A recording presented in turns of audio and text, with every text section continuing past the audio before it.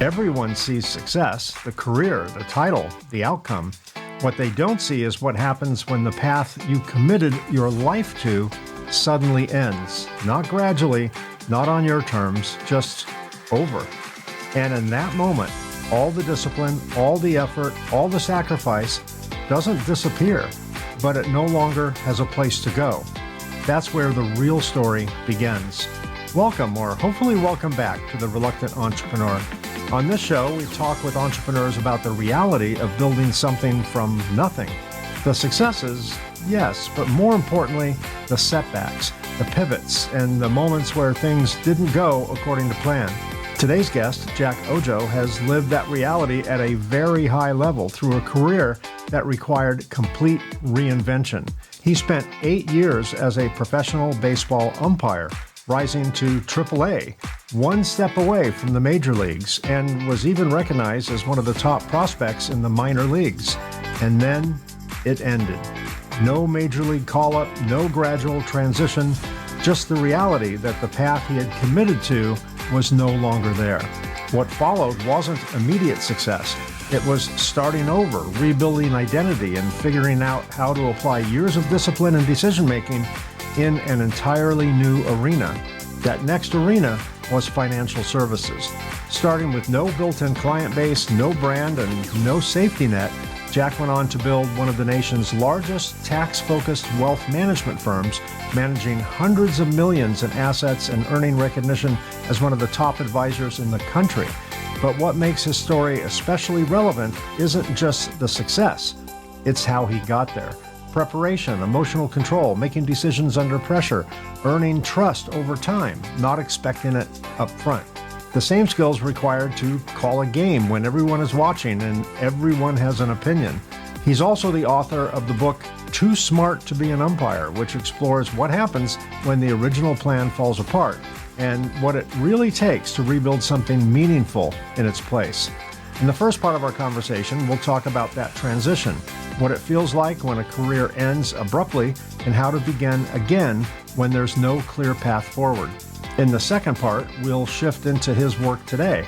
We'll talk about leadership under pressure, building credibility, and how to guide people through uncertainty when the stakes are high. If you've ever faced a setback, a pivot, or a moment where things didn't go as planned, this is a conversation you're going to connect with. And it all begins right now. Stick around. Hi, Jack. Welcome to the show. I'm really looking forward to our conversation today. It's great to be with you, Mike. I'm excited to talk to you today. Yeah, as am I. My grandson, this is his first year in Little League. He's 12. And I don't know if this is going to make you like me more or less, but his team is the Red Sox, which I'm a fan of. So I get to sit, 8 feet behind the umpire, and God love those umpires with 12-year-olds. Oh my gosh! But it's a fun game for sure. Well, after being an umpire, I consider myself a fan of the game itself. I could watch a Little League game, a Major League game, a game from the Caribbean. It doesn't matter. And the important thing is that they have fun and that they really love the game. Yeah, I love seeing the kids play because they put their heart into it. And this is kind of the last of the age of innocence in terms of like the world of professional sports, right? They hope to win, but more importantly, they hope to have a fun time and just to see the joy as they're learning the game and the camaraderie, even with the other team, is a very short-term process. I'm very aware of that, and it's sweet to watch it in its most innocent form. Right? The world will corrupt it later, but it's nice to see just the parents getting along, and no parent yet. Probably next year it'll start happening. We'll start yelling at the umpires, but and certainly none of the players do. They just want to get on with it and keep having fun. But anyway, the kids are too scared to yell at the umpires, and the parents and grandparents yell at the umpires to show their kids how much they love them. That's what they're doing. I'll bet there's a whole psychology that you've picked up, over the years of doing that. Yeah, at the beginning, when you're a young umpire, you take it personally, which that's why a lot of people are leaving the sport as sports officials. It's really going on all over America. We're a very sensitive society now, and we're also a very aggressive society from the stands, very unforgiving, especially with instant replay. And it's like a college scholarship lottery, if you will. So there's a lot of dynamics going on in youth sports, which you will soon realize over the next few Yes. years. Yeah, I'm not looking forward to that part because I don't want to be that guy in the stands. I would never be the guy in the stands to challenge an umpire. I would be the guy in the stands to challenge a parent, right? It's like, Yeah, don't mess yeah, with my kid, don't mess with my grandkid. But anyway, we'll take it as it comes. yeah. Let's start with your book. I love the title of your book. It's provocative. If I was an umpire, I don't know if I would be mad at you or like WTF moment. Like, what are you trying to say? But the title of the book is Too Smart to Be an Umpire. And as I mentioned, that's quite a compelling title. What does that really mean? And what were you trying to communicate with that phrasing? Well, I was reluctant with the title too, to be perfectly frank with you. When I was writing the book, it was always called Plan B. All the titles are saved as everything saved as Plan B. And I told a story in my last year in AAA, probably a month before the season ended. I was being evaluated by Dick Butler, who was a special assistant to Dr. Bobby Brown, who was president of the American League. And he came to a game in Omaha at the old Rosenblatt Stadium. And after the game, I asked him for an evaluation. I said, Mr. Butler, I've been in the minor leagues 8 years. Can I find out where I stand with you guys? And he looked me right in the eye and goes, Jack, I think you called a really good game. I only disagreed with one pitch. To be perfectly honest with you, I think you're too smart to be an umpire. That's where that Wow. came from. And ultimately, I was hearing that from a few major league umpires. And I wanted to say to him, I'm not that smart. I'm not that smart, honestly. Dumb it down, But Jack. Dumb it down. dummy it down. And I learned in baseball that there's a vile language going on there. You talked about 12-year-olds being innocent. That innocent is going to change in about 5 years. But that's where the title of the book comes from, and then it becomes implied as people go through the book. Yeah. Oh, interesting. You made it all the way to AAA, as you mentioned, 8 years in the minors, and just one step away from, there's no 4A baseball, right? It is majors after that. It ended abruptly. Walk us through that moment. What does that kind of career-ending transition actually feel like, and how did it end abruptly? Yeah, when I was going through the minor leagues, originally when I went to umpire school, I had an accounting degree. Okay, I officiated my way through school, and I was getting all these big games when I was a college student, high school state finals. The college umpires were trying to sneak me in on college games, even when I was a college student. And I figured I was going to go to umpire school and just give it a try. I'm probably not going to make it, but I'll just go like anybody else trying to get into the major leagues, realizing it's a lottery. And when I made it at umpire school, I thought, well, maybe it'll be a year before they realize I'm not that good and they get rid of me or something along those lines. And I started going through the minor leagues very quickly. And I made it to AA after just 2 years, which is almost unheard of for an umpire. And it got to be very serious very quickly. And I got to AAA after only 4 years. And I'm rated the highest rated umpire in the minor leagues. And then there was a shift in power, if you will. There was a whole new group of supervisors that came in that did evaluations, kind of like the corporate world. People Yeah. might have a boss that they love and have been mentored with, and then a new company comes along. And in my 8th year, they put a policy in that if the major leagues hadn't take you after this season, if you had 3 years in AAA, they were going to get rid of you. And they got rid of me. And ultimately, people got to the big leagues that I beat to AA and AAA. And you're sitting there wondering, when this release letter comes in the mail, I have a pregnant wife and no money. And you're like, what just happened here? Okay. Yeah. We were on track for the major leagues. That lottery ticket seemed like it was pretty good right now. And now ready, go, start over again with your life. Nobody's going to feel sorry for you in a couple of years and move on. So it was tough. It was very tough. I do see another parallel with the title of the book, Too Smart to Be an Umpire. You said you had an accounting degree prior to that, right? Yes. You only need to count to four, Jack. So, you don't really need that accounting degree to be a successful umpire. Uh, no, you don't. But accounting is a field where you always have a marketable job skill. Okay, Yeah, you'll it's a you'll fault. always have That's a your job which is plan B. Yeah. that was right. And I was also smart enough to work in the off seasons for a company in New York City, Charles P. Young Company, which is now morphed into Bound, a financial printer. And so I did have a good off-season job, and I go through in the book stories that helped me progress in my off-season job. So the fact that they didn't take me in the major leagues, I was prepared. My wife and I had a very ambitious plan to reinvent myself that we began executing the next day after that release letter came in the mail. Wow. Oh, that's amazing. A lot of people listening or watching the show built their identity around their work. I certainly have. It's just human nature. When that identity suddenly disappears, what's the first step toward rebuilding? I know you said you started something like the next day. So obviously there was a plan B in your head because you worked in an industry where that could happen more than, a typical industry, I suppose. But what was the first step toward rebuilding? The first step was actually recognizing that identity that you had, you are depressed and you can accept that.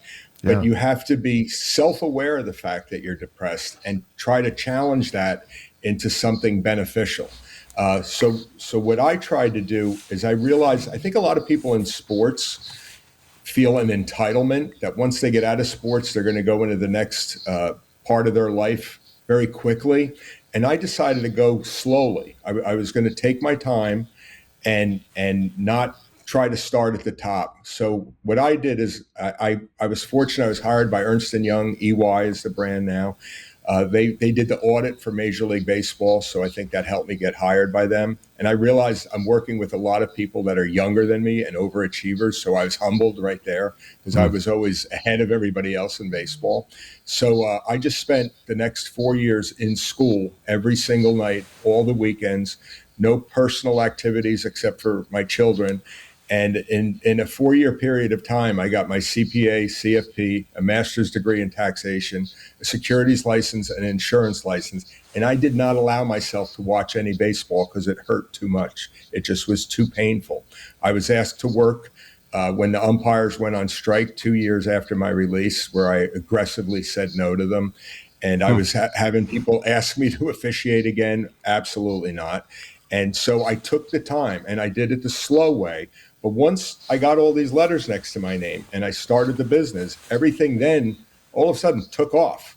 And we went from having no money to becoming very successful in the eyes of the outside world very quickly.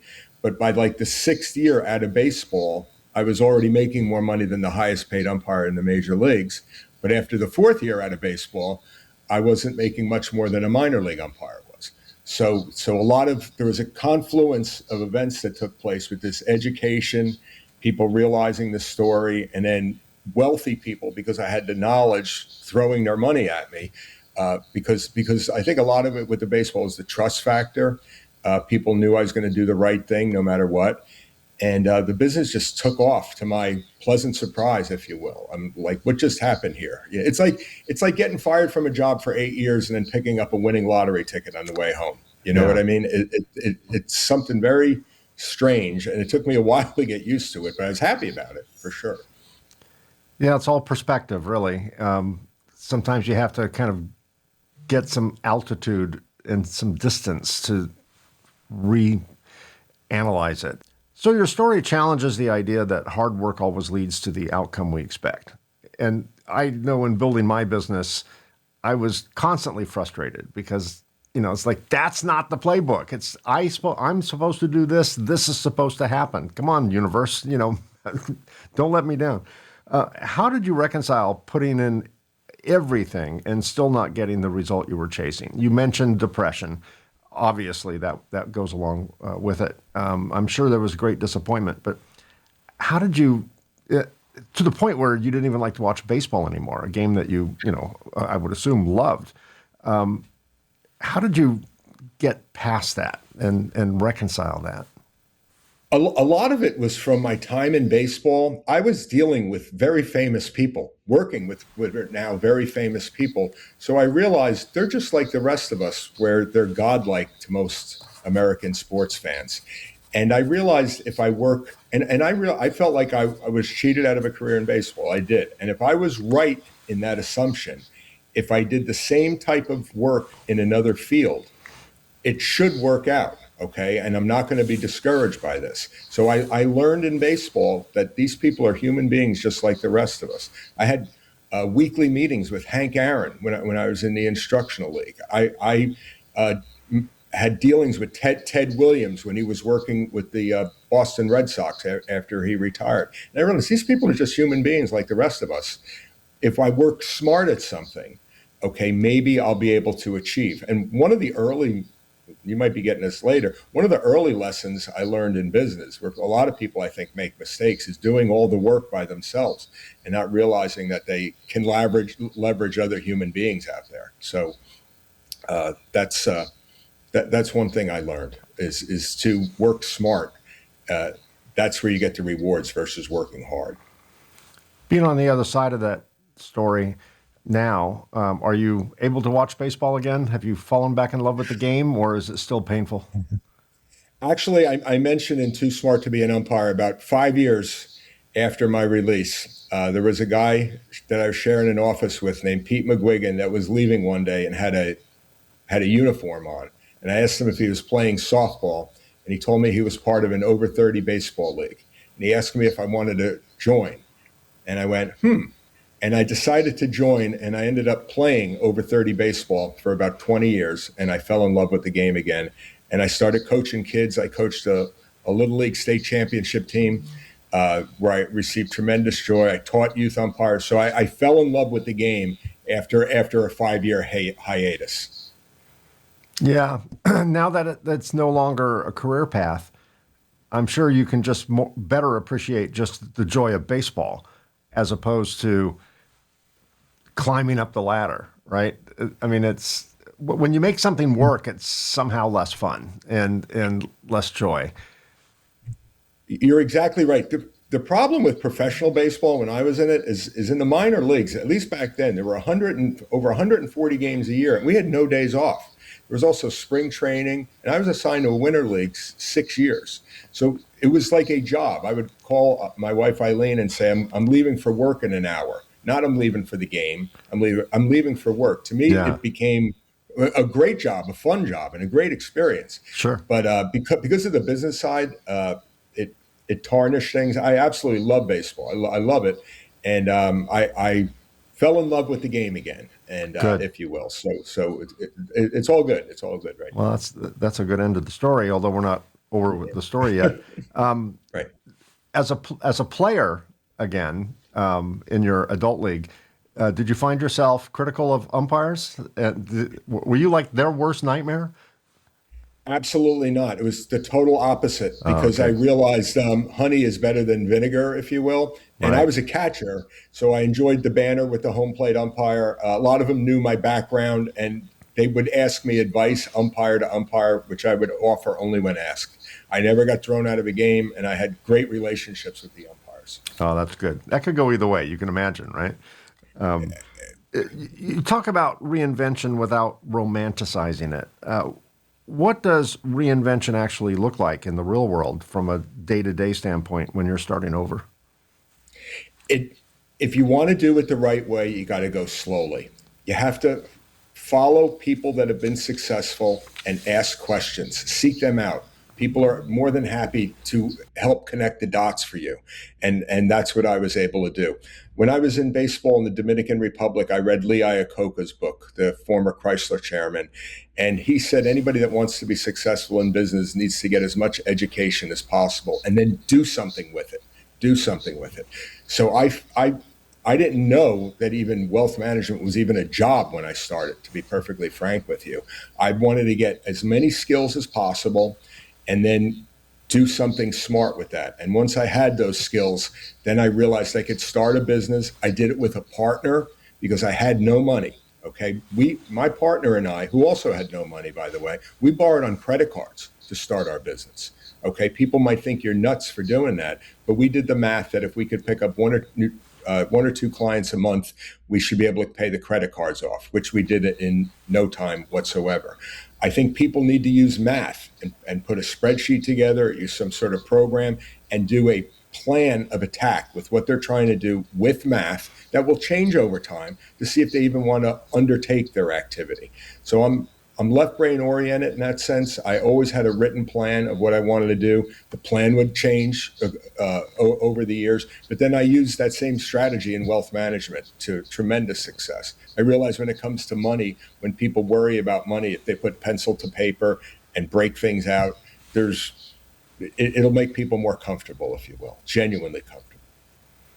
So you went, as we're discussing, you went from professional sports into building a financial advisory firm with no safety net.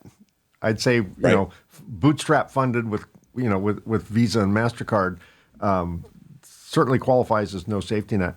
In those early days, what mattered most when there was no brand, no clients, no margin for error, credit card payments due, every month? What was the most important thing in that moment, in the early days? In the early days, getting validation from clients that you're doing the right things was good. When you're in the minor leagues in baseball, you're like on the television show Survivor, where you can get voted off the show every year. And I was able to stay on the show for 8 years before they finally got rid of me. And every time I had a meeting with a client, I was worried about getting fired if I didn't provide an overwhelming level of service. I don't think most financial advisors or CPAs see things that way. And I just provided an overwhelmingly high level of service, a 4-season level of service to my clients to compete. And it was consistent, and it just created raving fans among my client base, if you will. So I think not taking clients for granted and getting their validation that you're doing the right things. The employees, I learned in baseball how not to treat people. So when I hired employees, the first 2 employees I hired stayed with me their whole careers until they retired. Okay, because I treated people right. I treated employees better than I treated clients. And so a lot of things that I learned the hard way in baseball, I used to my advantage. And they're not taught in business school. Returning a phone call, returning an email. Right. I took the position that I was on call 24 hours a day, 7 days a week, and I would jump when clients needed me. By the same token, from baseball, I learned about mutual respect, and I didn't let clients push me around. And it's possible I ejected more clients than I did as ball players over the years. So there had to be mutual respect, if you will. Well, I'm a huge believer in. We hire our customers as much as they hire us, right? And I did not run a business that way in the early days. I just, I was a hunter-gatherer, hunting for customers, hunting for sales, particularly in the earliest days when every sale counted.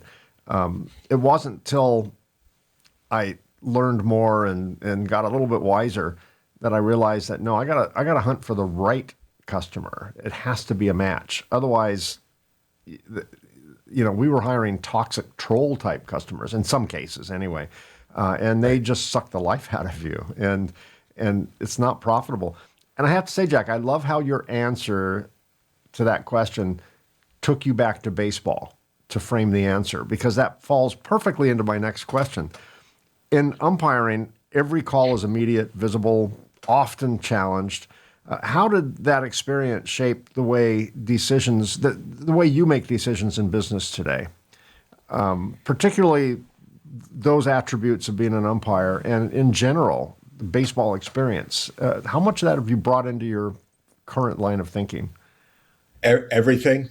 In that you're, as an umpire, even though the public thinks people are cheating for teams, they're not, and they're living way too much in the negative if that's what they really believe. You're always trying to do the right thing, and it becomes part of your mindset. I'm probably the only financial advisor in the world that's been booed by 25,000 people for making the right call. Okay, so when the markets go down and get tested, I could be unflappable and be able to handle those situations with clients. It's just always doing the right thing. This term, I see the Ken Fisher ads on the news for being a fiduciary, like it's some freaking badge of honor. Could you imagine an umpire going, I'm a fiduciary, hire me because I'm trying to do my best and do the right thing? Right. It's just always doing the right thing and having the competency and care to go with it is what really mattered. That was the big thing. Also, when if I can say this on a podcast, when the shit hits the fan in baseball Sure. and there's a riot out there, okay, and bench clearing brawl, if you will, handling those situations, how does that work? How does it work when you have employees that are not performing, clients that are not doing the right thing? You're the people that evaluate you in the compliance departments that don't know what they're doing in many cases. How do you handle all that? And just doing the right thing over and over and over again. At the end of the day, you'll end up doing very well for yourself. Not taking shortcuts, just constantly taking the high road and doing the right thing is what's important. Yeah. You said, you hesitated a little bit before you said what you said. You said, I don't know if I can say this on a podcast. My belief is if you don't swear now, maybe consider not going into entrepreneurship. Because, or go to swearing school, get a degree in swearing, because if you will become a professional swearer, if you're going to try and build your own business, that just goes with the territory. To me, that's just as common as sunflower seeds and tobacco, on a baseball field. It's just part of the program. For people that love baseball, that's why the games are not mic'd, because the language is vile. It's really gutter on the field, and you see that with some of these videos that have gone viral. Yeah, I noticed that in a lot of broadcasts, the cameras, which are super high definition today, don't go even that close to the face because you could see what they were saying. I've seen a few games where just some F-bombs just went out there, and you could see it, because their lips are moving. But yeah, that's funny. Let's talk about trust. In your world, trust is everything. Yet it's not guaranteed automatically. People are just not going to trust you because they saw you wrote a book or you have a degree hanging on your wall. How do you build credibility when you're starting from zero? Well, I can answer that and probably another couple of questions all in one shot. Awesome. Our business, what's unique is if you think about it, a client is coming to me with their life savings. So why should they use me? And so part of the process I developed, which came from baseball, trying to get respect as quickly as possible, was that when clients came in, I would listen to what they had to say. I would give them a financial planning organizer to complete, which would take them probably an hour or two. And then I would write a plan for them at no charge, going over the issues I see in their life, making an analysis and making a recommendation. And the reason why I did that is because the client and myself were made vulnerable to each other. I would say to the client, you're not going to spend 2 hours of your time filling out this stupid booklet of mine. And I'm not going to spend a few hours of my time if we weren't trying to do business with each other. So a client would find out from me in writing, without me being in front of them, what I thought and what I think they ought to do. And if they didn't like it, they were under no obligation. Did I have a couple of plans stole from me over the years? Yes. But in 98% of the cases, I was able to close everything. And the people that were just kicking tires and didn't want to use me anyway, I didn't want to be around those people. And that's how I was able to establish credibility quickly. One, they usually came referred. And two, I gave them what I think they ought to be doing in writing without me hovering over them, and then they can come back and we can talk about it. And I think that instant credibility, giving away our time, which is very precious, help build rapport. That is unique to my industry. Most accountants, if you'd say you're doing something for free, would run, no, you can't do it for free. You must get paid for your time. Everything's got to be charged. And I decided I'm going to make myself vulnerable. I'm going to do it this way. I had all kinds of accountants criticize me for doing it this way, but I ended up making more money than probably a lot of those people put together because I knew it would build trust right away.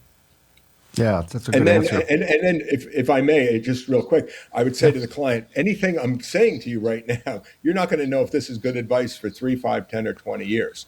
Right. I'd be the first one to admit that. It's a very delayed I told you so, right? Exactly. 100%. Yeah. And then by then they may have forgotten that you had said that. You emphasize discipline and emotional control as transferable skills. Obviously, as an umpire, that goes without saying. You need discipline and emotional control. How do those show up when markets are volatile and your clients are anxious? I think half of your job today, particularly today, is being a therapist and talking people off the ledge, right? So, how did you bring discipline and emotional control into this business, and is that common in your business today? Again, I use what I learned in baseball. And what I learned in baseball is I learned if I was going to go to the major leagues or certainly a higher level of the minor leagues, I had to learn how to handle situations and I had to learn how to handle people. So I learned what are the common objections, if you will, that players would have. How could I sell a call? How could I handle an argument or being questioned? And I learned how to do those things. Where was that pitch? That's not a balk. That ball's not low. How do you handle those situations? In the finance world, you have to learn the markets are going to go down. Okay, there's a 5% decline in the market 3 or 4 times a year. A 20% decline takes place every 3 years. Okay, so how do you deal with that? And it's being upfront with the clients and coaching them. The best advisors in our business are coaches. They're not just nerdy accountants. They're people that coach clients. And you let them know in the beginning, this is what's going to happen. The other thing that I've done in my business, which avoids these nutty phone calls when the market goes down, is I go over with clients worst case scenarios. Again, something I learned in baseball. 8 years in the minor leagues, what's the worst thing that can happen? You get fired. Okay. With clients, I'll take them through, what if there's another depression? What if the stock market in the next 10 or 15 years doesn't move by an ounce? How does this advice that I'm imparting to you work? How did that world look? And I take clients through these negative scenarios, very negative scenarios with them, and how their life would work out if they're following the advice I give them. Too much emphasis is placed on 7 to 10% a year, which is foolhardy to plan your life that way. You have to plan on 20% one year, negative 15 another, and things along those lines. So letting people know upfront what's going to happen, reminding them of what's going to take place.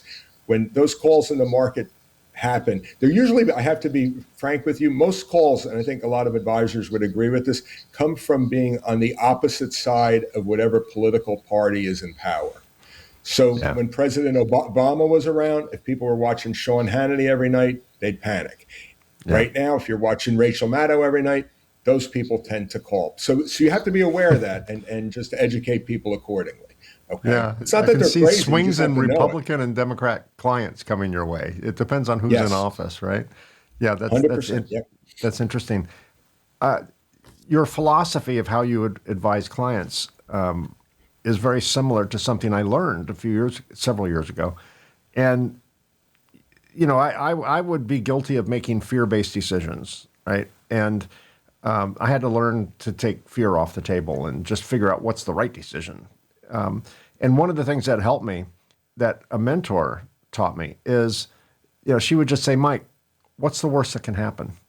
What's the absolute worst that can happen if you make a wrong decision? And will it kill you physically? Will you be dead? I'm like, well, no, but, and she's like, no, okay. Will it guaranteed kill your business? Well, no, but, it's okay. What's the worst that can happen? And once you take fear off the table by just acknowledging, okay, you know what? I don't want it to happen, but it's not going to kill me. I'll lick my wounds and I'll learn from it. It becomes a much easier process to make those hard decisions.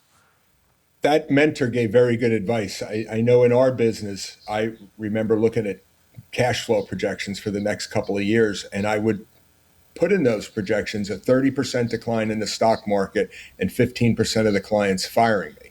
And then I would look at the bottom line of how things were, and I go, I could live in that world.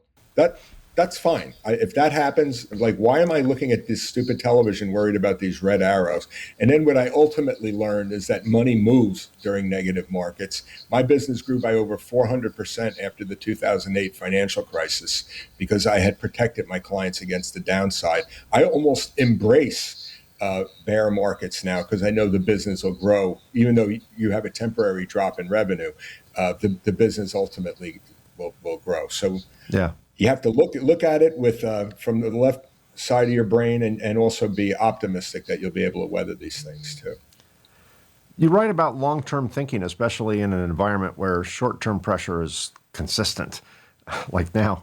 How do you stay anchored to long-term strategy when everything around you is pushing for immediate action? We live in I want it now. I call it the Veruca Salt, from Willy Wonka. Now, Daddy, I want it now. How do you stay with that long-term thinking? Well, there's a couple of reasons. One, I'm 67 years of age, and I know it works, and I know the life we have now as a result of long-term planning, and it's wonderful.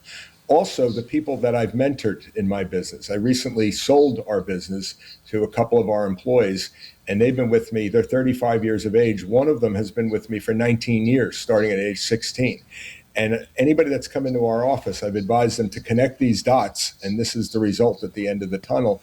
And 90% of those people look at me like I have two heads, because they're not willing to do the work that's required. And the ones that do are making very high six-figure incomes right now.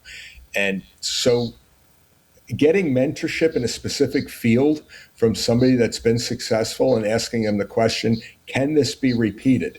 If you had to go back in time 30 years or 20 years, can you do this again?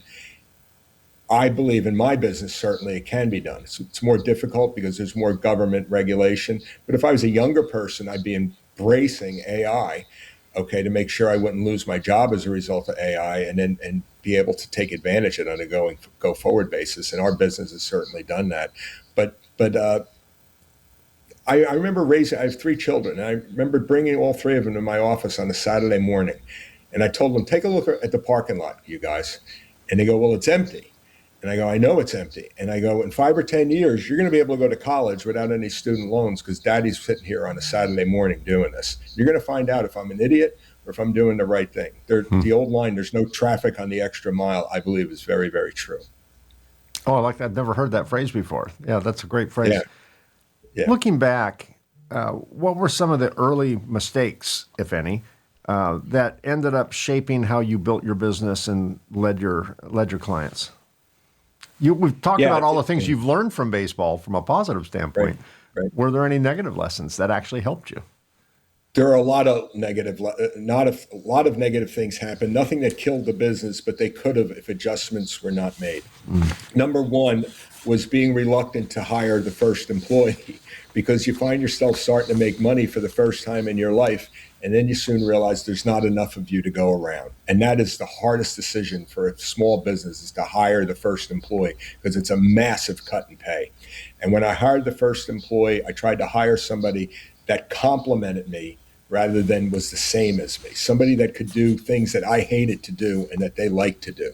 So the reluctance to hire the first employee, I got lucky with the first two employees that I hired, but I was stupid with some of the other employees I hired, because I was looking for the lowest price rather than the best quality. And I learned the hard way. It's cheaper to buy the best, to get the best possible people, pay the extra money, pay them more than they can work for anybody else in your business. And that's what you need, because the employees are the lifeblood of your business. You have to hire the best possible people and humble yourself. I've never used the phrase somebody worked for me. They've worked with me. Okay. And I would empower them and make them part of our family to every reasonable extent, working with them on all kinds of issues that they might have in their life to make their life better. So that was the mistake, the lowest paid employees and not hiring quick enough. Now we have 15 full-time employees, even though I'm out of there a couple months, and we try to have an extra employee or two so that we can take on proactive activities. Somebody always has something going on in their life. There's a baby coming, there's a sickness, whatever. You never want to be short on service. You don't want to be the Dunkin' Donuts store with a line out the door because there's not enough people to fetch coffee for people. Right. Something along those lines. Yeah, we have a similar philosophy at our company. Not in the earliest of days when I was bootstrapping the company, but today we don't believe in a pay scale. Like, a 4-year umpire gets between this and this. We're not like federal workers, that have a defined margin that they have to be paid within.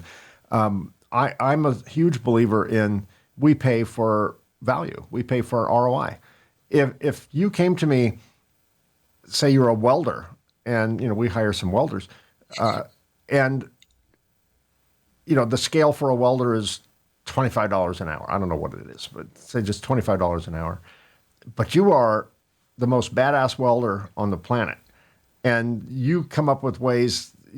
I know this up front. You can come up with ways to increase our quality and optimize our throughput and all this. And I might pay you $50 an hour. It doesn't matter to me because the business is successful because you are part of the team. And to me, it's really more of a ROI. If you can cover your wages profitably, you're part of the team. Yeah, I can always get it cheaper somewhere else, but there is a race to the bottom. And what our philosophy has created is this fierce loyalty. And they live and breathe our company. And I've every once in a while I'll see an employee at a store or something on a weekend, and they're wearing their some company merch. It's like there are other things they can wear that are more fashionable, and they're still wearing our logo. And I just love that. Every business owner has the challenge of creating a win-win situation for you and your employees that work there. In our business, I did two things. One was rewarding people for increasing their knowledge, their professional credentials, because I could use that to help grow the business. The second thing I did was put in a quantified bonus system that was tied to math, not to anybody's feelings. And it got people to get to work more as a team. If somebody on the team was not holding their weight, they realized their bonus would go down if the business went down. So there was a math calculation made every quarter, and people got their cut. It had nothing to do with whether I liked you, didn't like you. There were no feelings involved. This is how we did. This is your piece of the pie. And it became very, very effective. And that's what I did in my business. But every business owner like you, Mike, has to make those calls on what it takes to have a good culture so that everybody's winning. The business and the employees are all winning at the same time. You mentioned you sold your business to the employees or some of the employees. Two. Are you still involved in it? Are you still in the obligatory, I'm going to hold your hand for the next 4 years or whatever? Or what's the status? Not at all. The last 2 years that I owned the business, I told the two people that were taking over, I don't want to be doing anything these last 2 years just to make sure everything works. I will do nothing unless I have to get involved. You can hire and fire employees.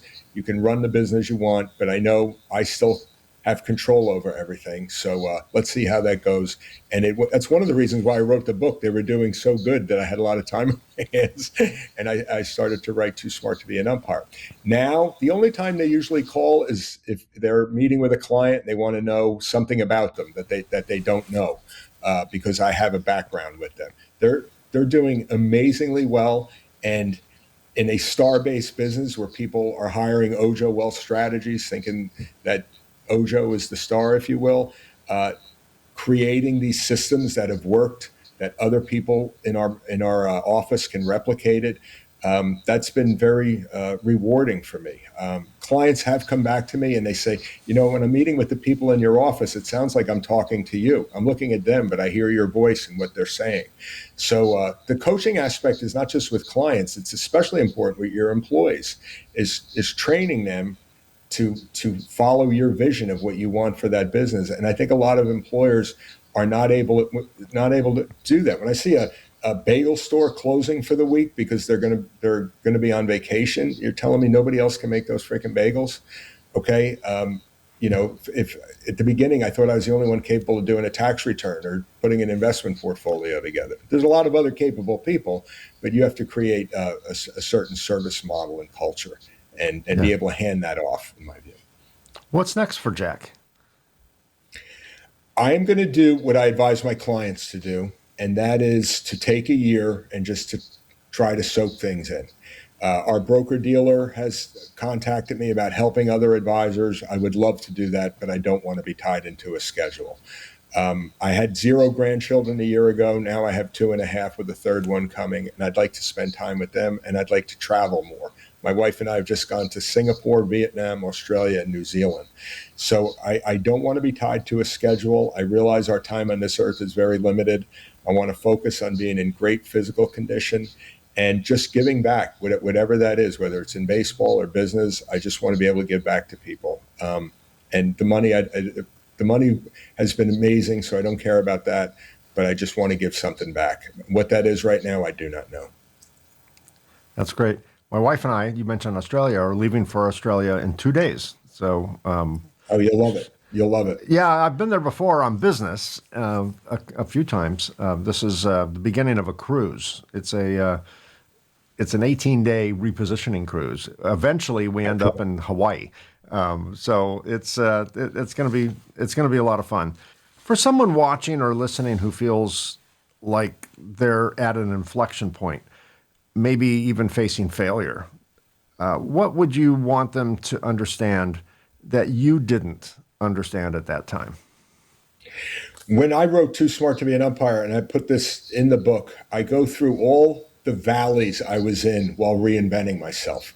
People at our broker dealer see that I was a #1 producer for like 12 years in a row, and they just see that. They don't realize that when I took the CPA exam, I left my lights on in the car, and I had to get a ride to the exam. Otherwise, I would have never passed the thing. When I took my first practice test on a multiple choice exam with 4 choices, I got a 37. Okay. When I went to get my master's degree, the first day I parked in the wrong spot and my car was towed. All the negatives that take place, a lot of people would just get a poor me and they would stop. I would advise anybody that's going through a career reinvention is to start with a great attitude, because there's nothing more important, and a supportive spouse, because a lot of people are going to tell you no, and you really have to have this core belief in yourself. And again, in my case, I got my confidence in baseball by making it to AAA and working with these famous people and realizing they're the same as everybody else. They're not godlike, and they're going through pain. When you work with them every day, you see what they're going through. I see people that are in the major. Remember Bob Melvin, the major league manager, working behind him as a catcher. And you go, Jack, I can't believe we have to do this again tonight. I was hoping it would rain and we wouldn't be here. You would never expect, and that's typical. That's not unique to Bob. That's typical of anybody. Like, the discipline, going through things, and hoping that something better is on the other end. You just keep following this formula. Ultimately, it will work. It's not easy. There's nobody that's been successful in a starter business that will ever come back and say, "Oh, that was easy." It was easy. It's not. It's very hard, and you have to keep plugging away. You really do. We're about out of time, but I do have one more question. How did Sure. you define success several years ago when you were, behind the catcher? And how do you define it today? Well, in baseball, any umpire will tell you, when you had a good game. You just come off the field and you have a real high. People wonder why people officiate, and you have a great high. In my business, I know it from the clients that have come back 20 and 30 years later that remember what you said. And if it wasn't for your advice, my house wouldn't be paid off. My kids wouldn't graduate without student loan debt. I retired 5 years earlier than I expected. I see the market went down and I'm not worried about it.